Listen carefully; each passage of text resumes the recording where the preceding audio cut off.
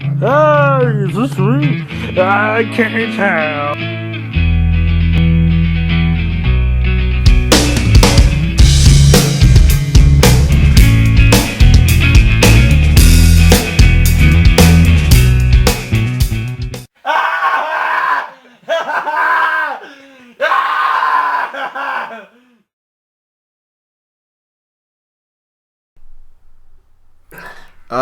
These are going to be my top 10 albums of 2015. To start off, I'm going from 10 to 1. My number 10 album is from a... I don't know what the hell to call them. The people in the band Code Orange, like this hardcore, like, kill people music. Not actually that, don't do that. But it's music that angry people listen to. And the people from this band, Code Orange, decide to start another band with going in like the complete opposite direction. They start the band Adventures, and they put out their debut album, Supersonic Home. It's the exact opposite of Code Orange, but just the exact opposite, but it works. That's the strange thing that they can go from writing one style of music so well to something much, I guess, softer in a way, but something with a much different rock, in a way, kind of a throwback vibe. My number 9 album is an album I just started listening to a couple weeks ago. It's the new Churches album, which is a synth pop band from Scotland. They put out one album before this, and I honestly just found out about this band just this year. I found a couple songs I think I was looking about on iTunes, and came up the first 2 songs they released off this album. I think it's a good album. The thing that's keeping me at 9th place in my 10 favorite albums of the year, I think it's a very good album, good enough to make the top 10, but I feel like there are a few too many similarities in this album. I would have liked for a bit more diversity. I think they're good, and one thing I don't like to criticize is lyrics, but lyrically and in some cases like vocal patterns and just memorable notes that are hit, it's just, I don't know, sometimes it feels like a bit of deja vu every now and then, but overall I think this is a pretty decent album. Number 8, I have Waxahachie, Ivy Trip. It's like an acoustic, more indie band, I guess. It's actually just one person. Like I said, Ivy Trip. It's very relaxing. I think that's what the best thing about this music is for me. It's something to listen to on a summer evening, I would say. Just to, I don't know, kind of calm down after a day. And that's usually what I listen to it. Sometimes, every now and then, I'll listen to it over the summer, coming home from school about 10 in the evening. Just listening to this, it's a nice calming album to listen to after a rough day of doing things. Number 7, I have Between the Buried and Me, Coma Ecliptic. I was kind of surprised at myself when I was ordering these albums of my favorite to, I guess, the least favorite of my favorite. Between the Buried and Me is a very, very interesting band. They're hard to, get a hold of in a way to say that, I can expect this, or this is what they're going to do, or just to say anything about them, really. Because this band does have a good amount of diversity. For instance, in the last album, they had all sorts of elements of, anything from, like, what sounds like a sample of, like, kids playing on a playground, which is kind of weird, to, like, alien stuff. I mean, they're a very they're the definition of a progressive band, but this album, it just didn't I don't know, something about it didn't capture me the same way as the Parallax, but I still felt like this is a good album. Songs like Memory Palace, The Coma Machine, very, very fun to listen to songs, but like I said, there's something about it that maybe I didn't like as much as, the Parallax too, but I still like this album a lot. It's something that I can still find myself listening to day after day, or whenever I come back to it and thinking, well, that's interesting, and it may be a song that I've listened to already, but just a certain part I'm like, it grows on me, and it kind of fades at the same time. Like, it captures my attention, but it hasn't been something this year that I felt that I could stick with as much, but it's still a very good album. Next I have Counterparts. I spelled Counterparts wrong, which is pretty bad. Tragedy Will Find Us.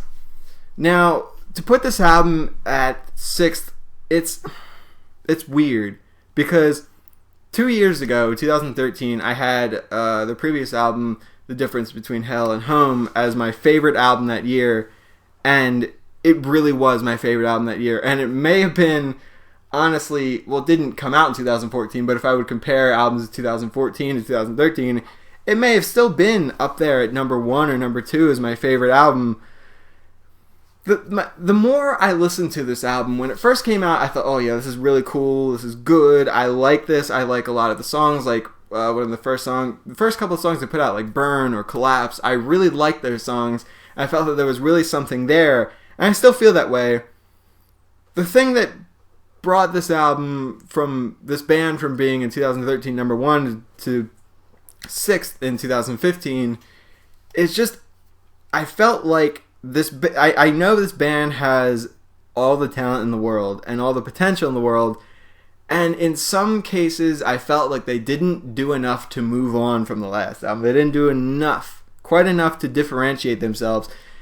In a way, it's still very good music, but it's something, at least with my number 1 album, that when bands, I guess, move on, evolve and change their stuff and do something that you're not expecting, it's much more, in a way, satisfying. It's much more memorable than to say, this is what I got 2 years ago and I get this now and I like it, but it's not exactly creating any friction there that creates that real interest in the album. So ultimately, I think very good album, but I just thought there were 5 albums better than this. And honestly, to be honest, anything from 5 to 7 could be rearranged. I think those albums are like all there, right in the same area. Same with 1 to 4. I felt like those albums were really difficult to place, but for the most part, I really know my number 1 album and kind of the bottom 2 or 3. Next up, I had an album that really surprised me this year. Again, because it's been getting closer to the end of the year, I've gone back and I've been looking at different things, like maybe a song I heard earlier in the year or something that was a bit memorable.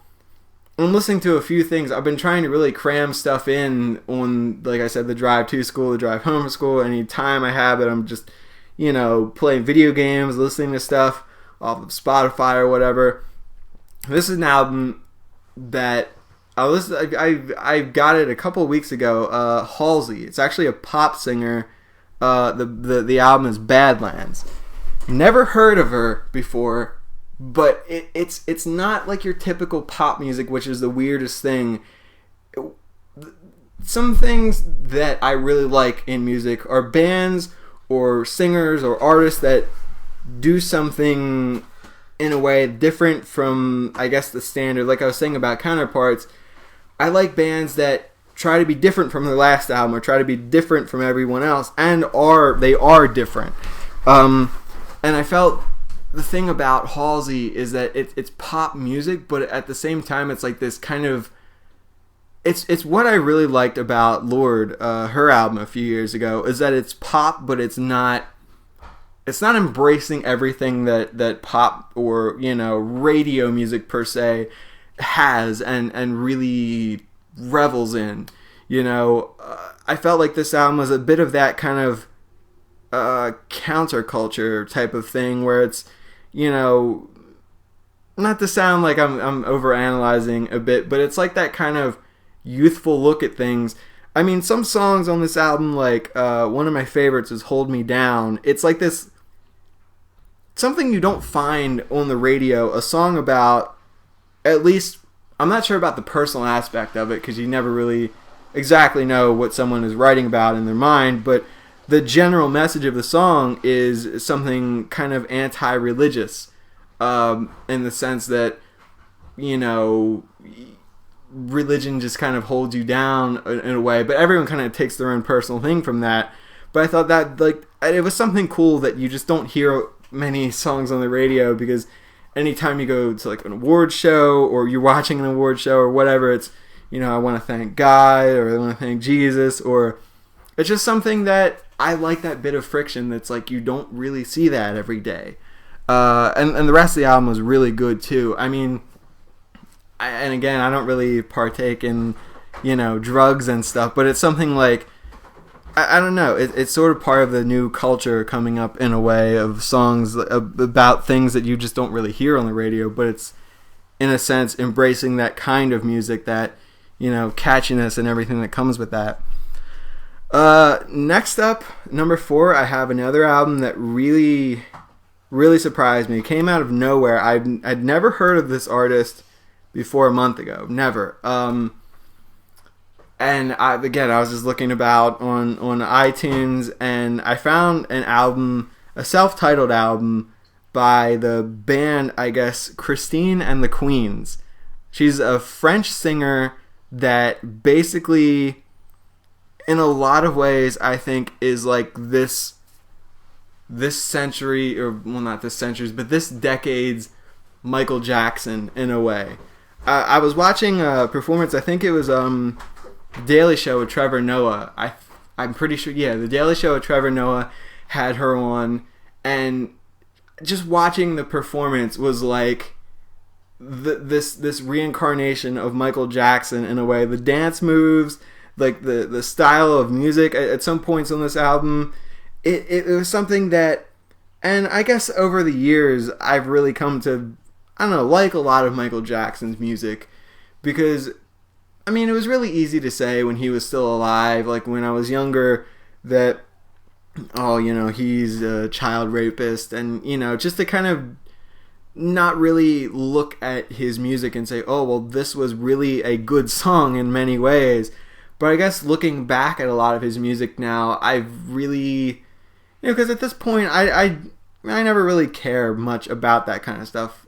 Well, I mean, it is kind of a serious case brought against him, but I usually now I just don't really care. If it's good music, it's good music. I like it. I don't try to be too much of a snob, but I don't know, something about this album, something about this singer really, you know, brought me this, I don't know, Michael Jackson feeling stuff, but it's like, I don't know, this combination of like not super, you know, loud dance music, but like dancing music with this Michael Jackson feeling in it, and I don't know, it was something so interesting that I loved it. It was so different, something that you just don't get a lot of that kind of music just around all the time, that you that's, you know, it's accessible in a way. Like there might be some guy, I don't know, in like Louisiana that does like a killer, I don't know, like Michael Jackson-y type of style, but, you know, someone that I could just found on iTunes and it was really cool. Third favorite album of the year is one I've talked about. It was on my halfway through the year list. It was Sleater-Kinney, punk rock alternative band that hasn't made an album in 10 years. They were one of my favorite things. Well, I can't say in the 90s, because in the 90s I was like, you know, I was still wasn't really into music, but looking back at the 90s, they're one of my favorite bands from the 90s. And they came back with the album No Cities to Love, and they really, they took what they did in the, you know, 90s, early 2000s, like this kind of alternative style, and really brought it through to like this, like they took it through this kind of modern filter, and in a way, just I don't know exactly what it is. I mean, some of Carrie Brownstein's actually she plays guitar in this band. A lot of people know her because she's actually the star or one of the stars of the show Portlandia with Fred Armisen. Some of her riffs in this album are so, I don't know, so, I don't want to say simplistic as in like it's such a bad thing, but it's something that is so, I guess in a way universal is a much better way to say it, because you can enjoy it, you know. It's something that, you know, is, you don't necessarily have to know this band and love this band to hear them and enjoy them. My second favorite album of the year is another album that came out a little while ago, and I mean, it's something I guess maybe not a lot of people know about me, but one of my favorite singers is Lana Del Rey, who's actually, I don't know what to call her. You know, she kind of got big through the internet, I guess. One of the big internet stars coming, you know, into the 2000s, 2010s. You see this a lot more now, I guess, but she may be the biggest or one of the biggest stars that just kind of, I don't know, found her way to the top through the internet, which is kind of weird. She had a really popular album, I want to say 2012. A very pop-oriented album, and because I think some of her biggest songs were on that album, "Born to Die," and the thing about that album, it feels, I mean, it feels sometimes when you have a pop album, it's sometimes that when you write around a certain feeling, you get songs that resonate that feeling, and maybe that album was written around a certain feeling, but I felt more so that with this album, Honeymoon, there were songs written, and those songs ended up making the feeling itself, rather than the feeling making the songs, so that the songs, in some way or another, were more, I don't know, they were more adjacent to one another. I felt that this album has a good amount of diversity, and, you know, I really can't say enough about her singing. I really think she's one of my favorite singers, but I felt that she did different things in this album. Like, I know art is kind of a weird word to throw around sometimes, but I feel like this album has a much more artistic take on things. But yeah, I really like this album, and you know, I've been listening to it more and more, and it keeps growing on me. But definitely, yeah, my second favorite album of the year, and then my number one album of the year. Still at the half point of the year, I said this album was probably going to be my number one. I didn't really see anything overtaking it. Is again Title Fight, their album Hyperview. Just, I don't know, just the best album of the year. The best in terms of doing something different, in terms of, you know, progressing as a band, doing something that upon first listen when this album came out, I thought, like, this isn't what they've done before. You know, it wasn't in any way. I mean, and maybe in certain ways, but it wasn't in the large spectrum of things. It wasn't what they've done in any way before, because before they were much more of like a hardcore feel. I feel like they're fundamentally hardcore, kind of like this punk, you know, alternative band, and now they put out Hyperview like February this year, and it's just something totally different. It's something that's, you know, the album feels like a weird dream, and I don't know, they changed up their writing style, they changed up their sound, they did, you know, they kind of in a way didn't go back to their in some songs hardcore, their hardcore fundamentals that made songs before like this kind of. But it's I don't know. It's just so weird to describe. They changed up so many things, and it was just so weird upon first listen. But then you really just find out how brilliant it is. The first song they put out, Chlorine, was just so. I don't know. It was weird, but I liked it. And that's one of the best feelings I think that music can give you when you listen to something, and you're like, this is just kind of.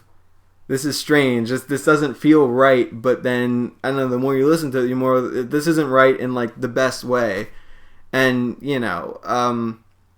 but yeah, I think that's not exactly just all that I like about this album. I like how catchy songs are. I like how different each song feels. I like the lyrics. I like the overall feeling, like the ambience that this album gives off and the aura around this album. I just feel like this album has so much to offer, but I think the most impressive thing was like exactly that they really just did everything different, and they could still put out, I think, the best album of the year to me. So, yeah, those are my 10.